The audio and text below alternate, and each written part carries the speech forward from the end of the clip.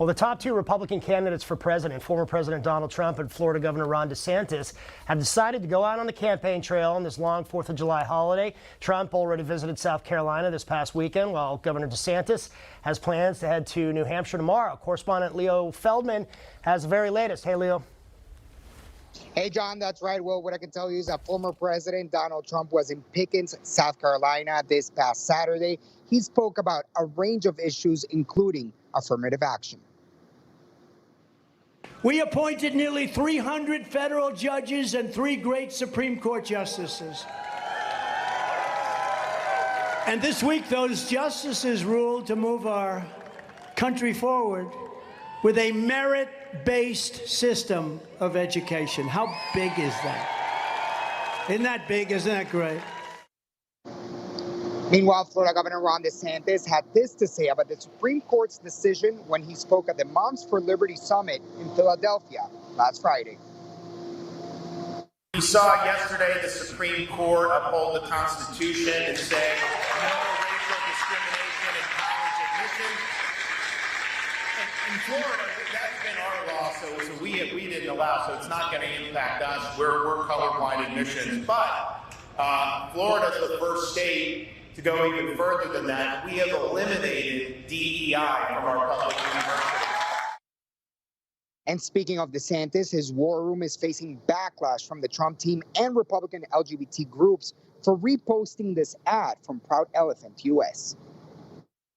I will do everything in my power to protect our LGBTQ citizens. If Caitlyn Jenner were to walk into Trump Tower and want to use the bathroom, you would be fine with her using any bathroom she chooses. That is correct. In the future, can transgender women compete in Miss Universe? Yes.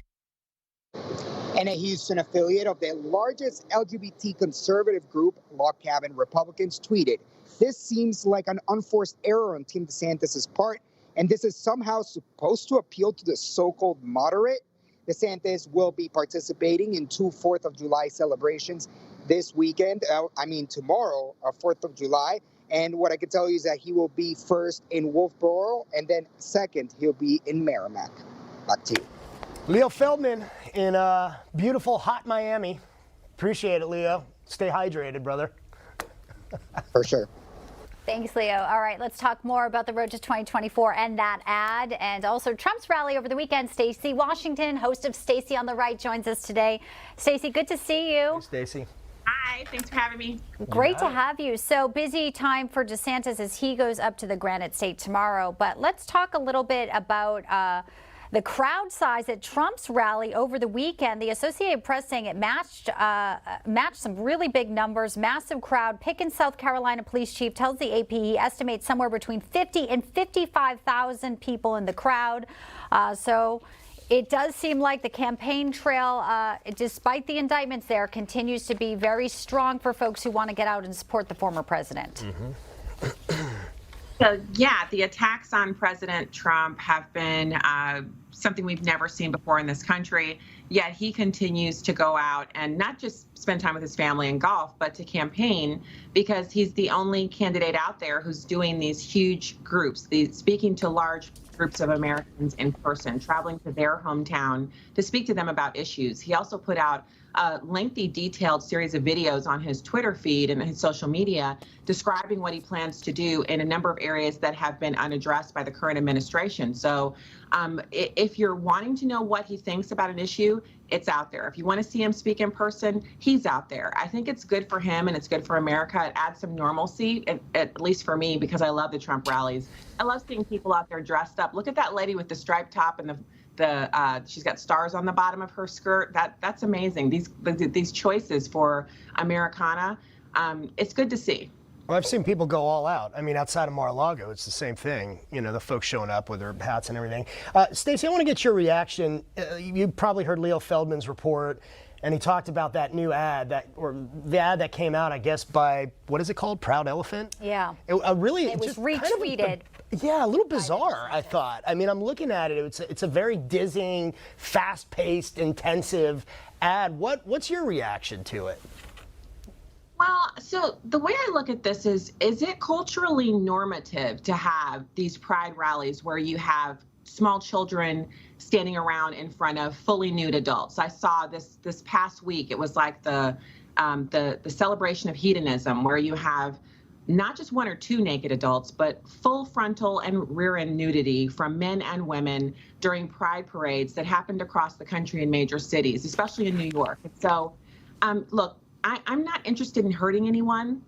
I don't think anyone is. I don't think this is about whether or not gay people should be allowed to participate in public or to be alive or to go to the bathroom. This is about what's normal in our country when it comes to what we expose children to, and whether or not parents have the right to say a child can or can't be exposed to something or learn about something, period. But what did you think of the ad? What I mean, did you think it made DeSantis look tougher, than Donald Trump? Did it portray Donald Trump in a bad light, in your opinion? Well, it capitalizes on some very strong pushes that he made during his two presidential runs, and also during his time in the White House. He said what he said. These are not new statements that he's made. I think the ad is tone deaf because right now there's a political realignment, a cultural realignment going on in the country as to gays and LGBT, and also the impact they can have on children and families. And so statements that were made in the past will have to be addressed. President Trump will step out and address these statements, I'm certain, now that this ad has run. I don't know if DeSantis is on the right foot here. He needs to be out there talking about policy. He needs to be out there in front of large groups to show that he really is a viable contender to the front runner, which is Trump. And I don't know that this ad does that for him. Yeah, some said strategically might have been an unforced error because he got, the blowback from log cabin Republicans and also the left. Pete Buttigieg also saying, it's a homophobic type ad, and, people are not happy. So interesting to see the reaction. But hey, at least we're here. We're talking about it. So maybe that was part of the strategy too. Stacey, great to see you. Thanks so much. Stacey. Thank you.